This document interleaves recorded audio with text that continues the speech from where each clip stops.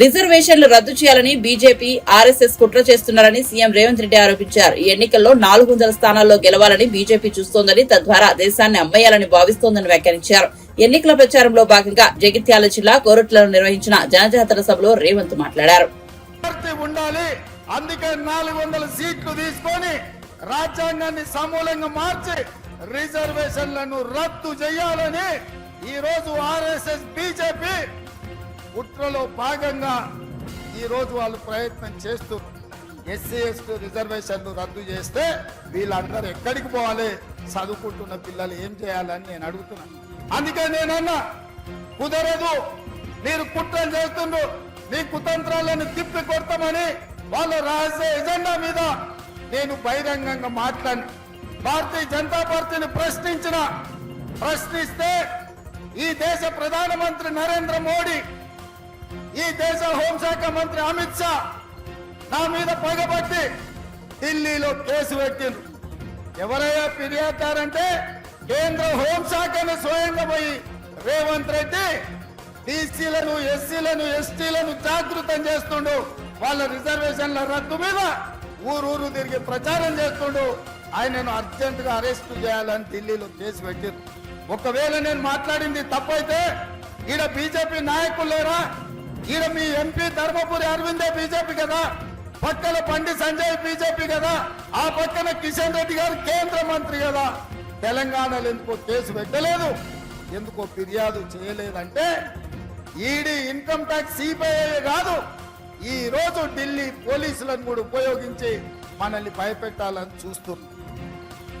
కేసులకు భయపడతామా సోదరులారా?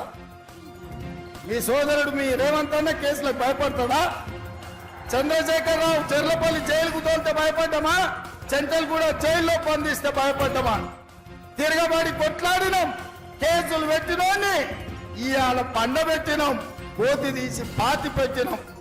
నేను అదే మాట చెప్పదలుచుకున్న బీజేపీ నాయకులకు, మీరు ఢిల్లీలో పోలీసులు ఉండొచ్చు, ఈడీ ఉండొచ్చు, ఇన్కమ్ ట్యాక్స్ ఉండొచ్చు, సిబిఐ ఉండొచ్చు, మీ దగ్గర, నా దగ్గర 4 కోట్ల తెలంగాణ ప్రజలను, 50 లక్షల తెలంగాణ యువకులు ఉన్నారు. మరి ఇవాళ గుజరాత్ నుంచి వాళ్ళిద్దరు కూడా బయలుదేరింది. నిన్నటికి నిన్న మోడీ గారు వచ్చారు. ఆయన ఈ దేశ ప్రధానమంత్రి, ఆయనను గౌరవించాల్సిన బాధ్యత మన మీద ఉన్నది. ఒక ప్రధానమంత్రిగా, వయసులో పెద్దవాడిగా, 13 సంవత్సరాలు ముఖ్యమంత్రిగా, 10 సంవత్సరాలు ప్రధానమంత్రిగా చేసిన నరేంద్ర మోడీ గారిని, వయసులో చిన్నవాడిని, మొదటిసారి ముఖ్యమంత్రి అయిన వాడిని తప్పకుండా వారిని గౌరవిస్తా, వారు ఎదురు పడితే నమస్కారం కూడా పెడతా.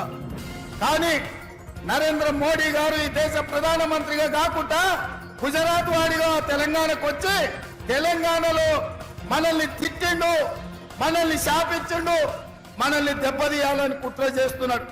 పార్లమెంటులో తెలంగాణ రాష్ట్రం గురించి కాంగ్రెస్ తలుపులు మూసి లైవ్లు కట్ చేసి తెలంగాణ ఇచ్చింది, తల్లిని చంపి బిడ్డను బతికిచ్చిందన్నారు.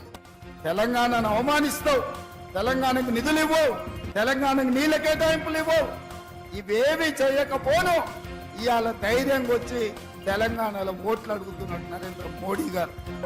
హైదరాబాద్ లో ప్రెస్ మీట్ పెట్టి ఏ విధంగా రాజ్యాంగాన్ని రద్దు చేయాలనుకున్నారో, రాజ్యాంగాన్ని రద్దు చేయడం ద్వారా, రాజ్యాంగాన్ని సమూలంగా మార్చడం ద్వారా ఎట్లా రిజర్వేషన్లు దెబ్బతీయాలనుకున్నారో ఆధారాలన్నింటిని కూడా మీడియాకు విడుదల చేస్తా. మీరు మీ పార్టీ 2000 సంవత్సరంలోనే రాజ్యాంగాన్ని సమూలంగా మార్చడానికి కమిషన్ నియమించిండ్రు, మీరు గెజిట్ నోటిఫికేషన్ ఇచ్చిండ్రు. 2000 సంవత్సరంలో రాష్ట్రపతి